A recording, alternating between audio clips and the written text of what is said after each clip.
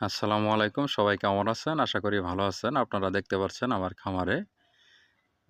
খামারের পাশেই অনেকগুলো কলা গাছ দেখতে পেলেন।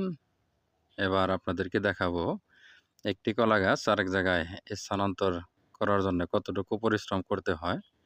দেখুন চারাটা একটু বড় হয়ে গেছে। ক্ষেতের মাঝখানে পড়ে গেছে, তাই চারাটা উঠিয়ে নিচ্ছি।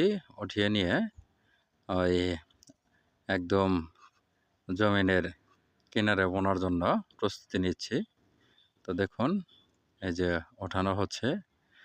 তো অনেকগুলো মাটি সরানোর পর শাবল দিয়ে কেটে নিলাম। তো এই যে এখন ছেটে নেব। তো কাঁচি দিয়ে সবগুলো ডাইগা ছেটে নিতেছি। তো দেখতে পাচ্ছেন এগুলো কেটে নিচ্ছি। তো কেটে নেওয়ার পরপরই আরেক জায়গায় রোপণ করব। তো আপনারা সাথেই থাকবেন। ভিডিওটি ভালো লেগে থাকলে লাইক কমেন্ট শেয়ার করে সাথে থাকবেন, এই আশা ব্যক্ত রাখি। তো দেখুন সবগুলো পাতায় প্রায় কেটে নিলাম। তো এখন আরেক জায়গায় রোপণ করব। তো এই যে গর্ত করে নিছি। তো গর্তের ভিতরে বসাই দিলাম। তো এখন মাটি দিতেছি। তো এই মাটি দেওয়ার শেষ হলেই রোপণ শেষ।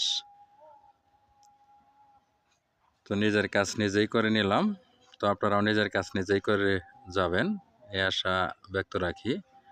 তো আপনারা ভালো থাকবেন, সুস্থ থাকবেন, এই আশা ব্যক্ত রেখেই শেষ করে দিলাম। আসসালামু আলাইকুম।